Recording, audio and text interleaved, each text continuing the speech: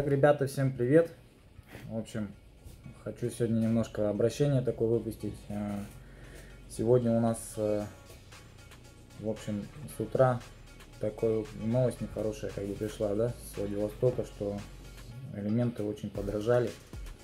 То есть вообще элементы в очень большом дефиците, там буквально даже себе мастера ничего найти не могут, ремонтировать свои машины, чисто свои машины там ремонтируют, клиентов обрабатывают и все. То есть на Якутске у нас сейчас с элементами очень большая проблема. Вот, но у меня удалось, конечно, купить элементов, но очень по большой цене. Вот, сейчас элементы будут стоить от 4500 до 7000 рублей с сегодняшнего дня, прям с утра. Это новый ценник, новый прайс вышел. Вот, ну новость не очень хорошая, а что делать? Все дорожает. Вот эти санкции применили, машины дорожают, все дорожает, запчасти тоже дорожают. И вообще хорошо бы было бы, если бы это все было. Запчасти в дальнейшем они были вообще хоть за какой ценник, но чтобы они хотя бы присутствовали. Потому что приусов и автомобилей много набрали уже. И если батарейки у нас совсем будет дефицит, совсем их не будет, то есть это будет очень тяжелый затрудненный ремонт. Ну, то есть вообще не будет ремонта. Такие вот дела. Также под угрозой наш бизнес и все остальное. Но я думаю, все будет нормально. Всегда были повышения цен, и никого это никак не останавливало. Людям надо просто научиться больше зарабатывать, что ли, каким-то образом. И выкручиваться из ситуации. Мы все подстраиваемся под всю ситуацию, человек такая штука, ко всему привыкает, и это надо просто принять за должное, и все. Цены будут в любом случае повышаться, и это еще не последнее повышение цен, то есть будут потом еще какие-то повышения, тот же самый доллар скакнет или еще что-то, поэтому на хорошее нам россиянам надеяться не на что, поэтому мы будем просто это все принимать как есть. Вот. Ну а так, что сказать могу по гибриду. Мы работаем с апреля месяца. Немножко хотел о себе рассказать. Я сам занимаюсь уже IT работой. Уже лет 15, наверное, в айтишке кручусь. Начинали мы с установки видеокамер. Я как системный администратор. Работал много очень в больших предприятиях. Вот. Ну и вот решил открыть такой бизнес, как гибридный, да. То есть по машинам у меня любовь к тачкам у меня уже давно происходит. Это уже, наверное, самых с 18 лет, как права получил, я все машины свои ремонтирую полностью сам. Вот. Ремонтировал от Жигулей до, там у меня были LX 470 такие автомобили, и это нормальная история. Все машины свои полностью я восстановил, то есть покупал подешевле, можно сказать, в плохом состоянии где-то что-то, и восстанавливал до хорошего состояния и продаю, так. Тоже такой у меня бизнес бывает. Ну, машина мне много лет, во-первых, служит, по 4-5, я езжу по 4-5 лет на машине. У меня они не как перчатки меняются, 4-5 лет. 2 года где-то я занимаюсь восстановлением автомобиля примерно. Ну, это сильно там. Вот у меня LX был, допустим, у него была полностью вся убитая гидроподвеска. Вот. По электронике много чего было работы. И я его маленько подизучил по электронной части. Ну и вот так вот.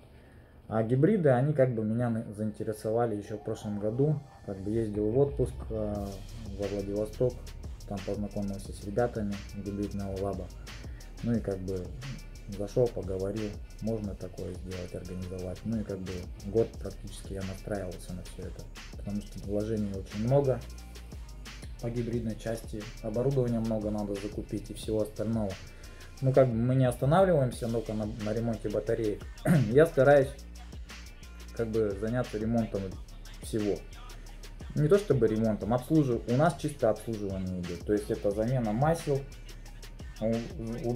убираем какие-то ошибки, диагностика перед продажей автомобиля, диагностика перед ее покупкой, там что еще.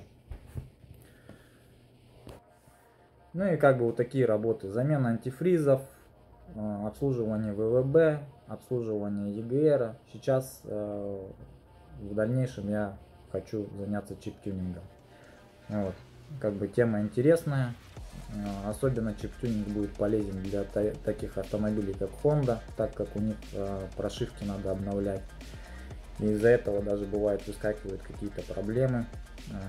То есть бывает, машины покупают уже во Владивостоке с разной версией прошивки коробки и двигателя. То есть прошивка должна быть стоять, версия везде актуальная и одинаковая. Если она разнится, значит бывают всякие ошибки такие, которые сканер просто не сбрасывает. Вот есть, сталкивались с такими проблемами. Ну и вот как бы я займусь чип-тюнингом, когда будем обновлять ПОшки и все такое. Может быть, где-то мощности добавлять. Может, кому-то будем EGR отключать. Ну, посмотрим, это по желанию. Вот. А так, что еще могу рассказать? Много чего интересного. Сейчас приобрели новые приборы, которые емкостимеры у нас уже месяцами у нас уже работают.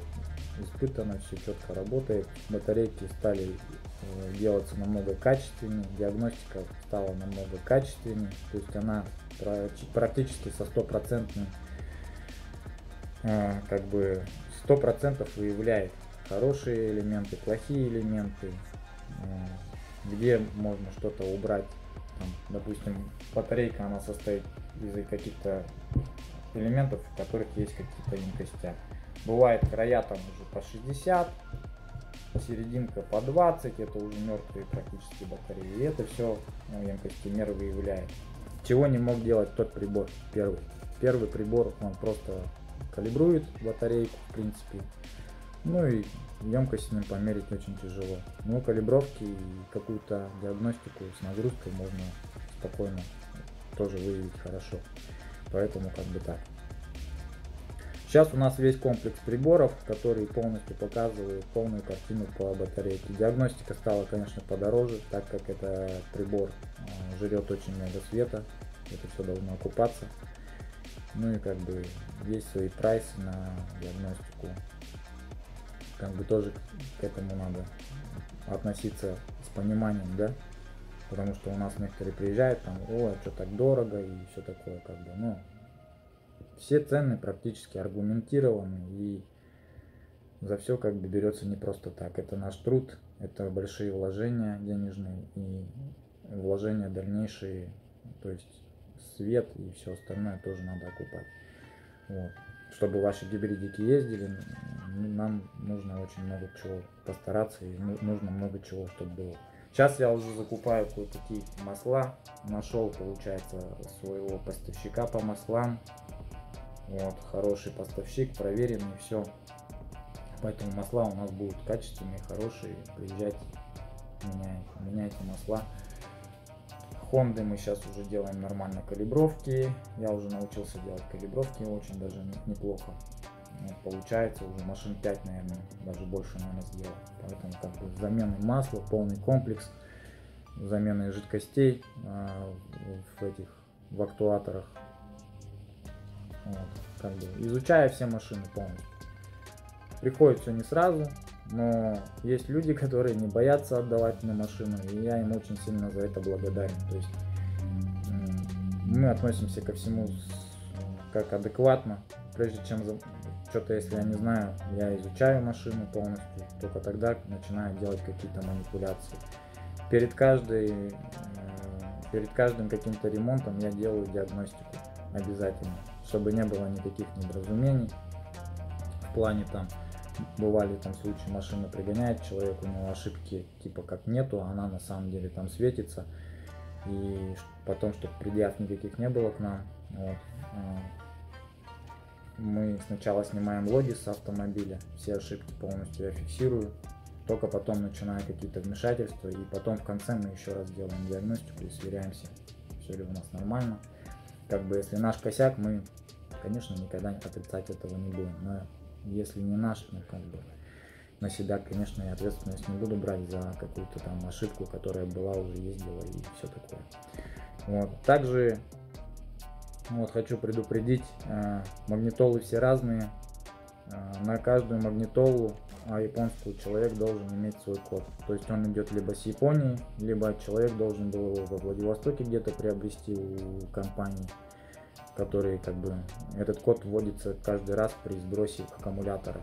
Каждый раз, когда нам нужно сделать какую-то манипуляцию с автомобилем, с ВВБ, мы обязательно все обесточиваем. Ну, соответственно, и сбрасываются настройки по магнитолам, по японским и все такое. То есть, если такое случается, то есть мы, в принципе, как бы ответственность никакую не несем. Все ошибки, они как бы остаются, ну, как бы на водителе, так как, ну, на владельце автомобиля, так как это, по идее, егошняя проблема, чтобы у него был код всегда в наличии. А так, по идее, проблем никаких нет. То есть, человек машину с ремонта забрал, пин-код ввел, но магнитола заново запустилась. Об этом тоже надо всегда думать. Вот. Потому что у нас были случаи, когда приезжали, вот у меня магнитола сбилась, типа сделайте назад, а как я ее сделаю, если у меня нету пин-кода. Вот. Пин-код этот, он платный, он стоит денег и все такое. Вот. Немножко вот поговорил о магнитолах, о сбросах. Вот. Есть проблемы, бывают с нештатным каким-то оборудованием, это типа сигнализации, это уже по идее проблема установщиков сигнализации. То есть каждый сигналку ставит по-своему, поэтому я много чего знать не могу, что в машине как устроено, в чужой машине. То есть машина заезжает, мы ее отдиагностировали, ошибок по машине никаких нет, ВВБ сделали обратную диагностику, если там что-то не срастается с настройками сигнализации или оборудования какого-то внештатного, то есть, ну, это уже не к нам, тоже надо относиться к этому с пониманием. Вот. Ну а так, в принципе, все нормально.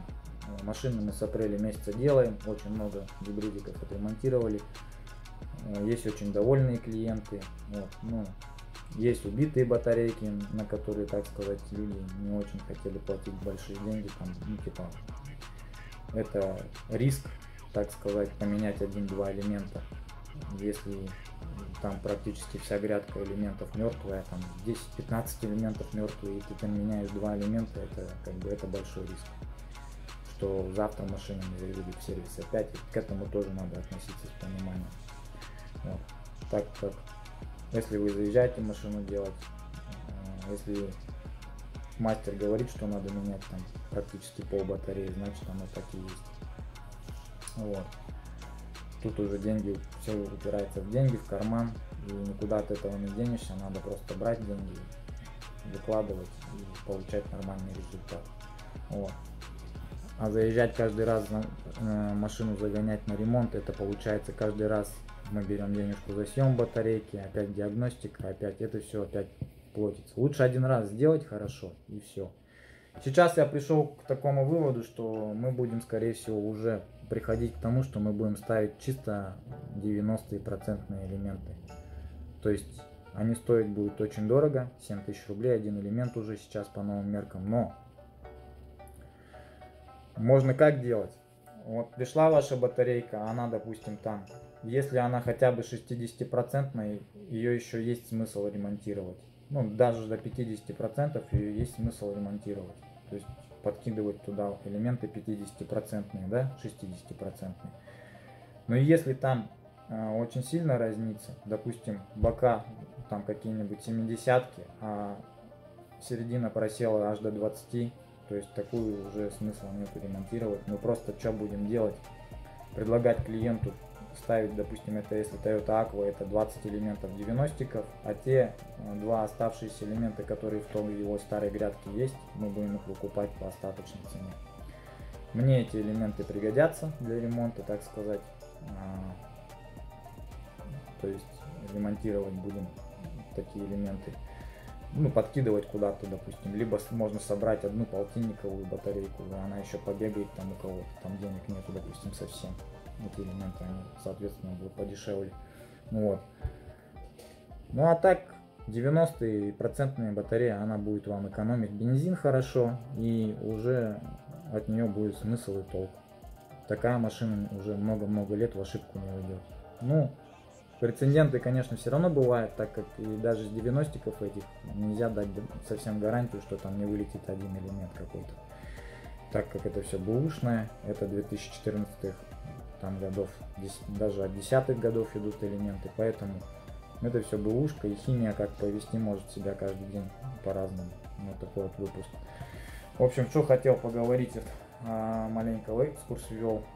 Также я буду такие видео записывать много, чтобы вы понимали, что такое ремонт гибридов. Ну и в принципе много о чем буду рассказывать интересного. Так что оставайтесь на нашем канале, подписывайтесь, ставьте лайк. И много-много работы будет предстоит еще, и буду рассказывать обо всем. Как бы я сам много чего еще, честно, не знаю по гибридам, и я эту тему буду изучать. Вот. Все, всем пока. Приехала у нас батарейка транспортной компании. Это у нас батарейка с Питера, по-моему, да? Угу. Так вот, человечек у нас на RX. Проблема у него с ВВБ. Вообще все элементы мертвые. И вот будем сейчас ему ставить вот эту замену. Но прежде чем ее ставить, мы все проверим. Проверим емкостя какие в этих элементах. И в принципе открыли, короче, контакты, они вон все как новые. Вообще идеально. Как будто с завода такие контакты. Как будто она не стояла, нигде не работала, или что, непонятно. Я первый раз такое вижу на самом деле. В общем, вот такие вот дела. Сегодня я посмотрю на емкостимере и будем ставить. Такая вот кассета RX идет. Здесь компьютер крепится. Идут датчики подключения сюда. Вот. Здесь тоже клемма крепится. Это на клемму, это на переходник. Как бы так. Все вот так подключается. Конечно, проводов тут жопа вообще. Вот такая у нас песня. Вот такие вот блоки. Раз, два, три. Это у нас RX 450. В общем, 2010 года. Вот так выглядит. Так у него вот кулера выглядят. 3 штуки. Раз, два, три. Компьютер, мозги, все вот в этой кассете будет устанавливаться. Батарейка очень тяжелая. Вот. Состоит она из таких же элементов, как Estima. Это у нас 8-баночники. Ну, здесь ничего разбирать не придется. Здесь придется мне сейчас вот это вот только открутить. Я откручу, на анализаторе посмотрю. Каждую емкость проверю, сколько они по процентности. И как бы так. Будем вычислять сейчас процентность. Включил к проверке первую батарею. Тут 2 элемента у меня не хватает, еще аппаратов. Сейчас будем запускать проверку. Именно будем выявлять их непроцентность. Пошла работа приборов у нас. Все приборы запустились. Сейчас они будут считать миллиампер часы. То есть сначала будет у нас заряд, разряд и опять заряд. То есть наоборот, цикл будет такой. Вот. Ну и все, в принципе. Сейчас этот приборчик у нас будет показывать графики, рисовать, как у нас заряжается батарейка, ровно, неровно, разряд идет как ровно, неровно. И также она у нас в конце выявит егошнюю емкость каждого элемента отдельно. И таким образом мы в совокупности узнаем, какие у нас тут элементы стоят. Вот такая вот работа пошла. А потом соберем эту кассету, продую все кулера от пыли, подготовлю батареечку. Ну, готовить тут особо нечего, потому что контакты заводские, вот они как выглядят.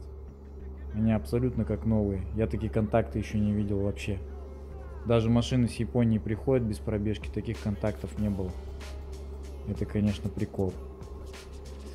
Я даже их химией не буду обрабатывать, просто я их поставлю на место, динамиком закручу, и в субботу у нас будет установочка на автомобиль. Будет у меня в работе RX, так что, ребята, смотрите, наблюдайте за нашим контентом, очень интересный будет контент.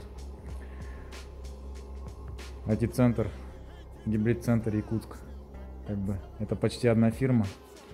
Мы занимаемся не только ВВБ, батарейками, приусами, также видеонаблюдением, электрикой и всеми такими вещами. То есть все, что связано с компьютерами, все, что связано с электронной техникой, это как бы такая вот у нас организация. Вот. Ну, как-нибудь я расскажу о себе поподробнее. Вот. Будет отдельно видео в ютубе, даже выпущу, посмотрите. Работаем. Вот. Пришла батарейка от RX. Вот уже пробил 66, 79%, 79, 86. Ну, короче, она вся 80% практически. Вот крабики работают. Сейчас вот эти вот еще пробью, посмотрю. Вот оборудование работает. Проверяю. Также вашу батарейку буду проверять. Заехал такой гибридик ко мне. Воксик на замену антифриза. Меняем в контуре инвертора антифриз и в основном контуре двигателя. Двигатель у нас с одной печкой. В принципе, здесь все попроще намного. Пробки развоздушивания у него нету. Сейчас сливается уже вот такая жижа. У нас 25, где-то 23 градуса он держит. Еще с Японии, видать. Будем заливать Татачи. Татачи минус 50. Сейчас как раз у нас будет скоро зима. Ребята, приезжайте на замену антифриза. Как раз перед зимой. Очень нужное дело, потому что можно зимой прилипнуть в наши морозы. Либо попасть на инвертор, либо на двигатель.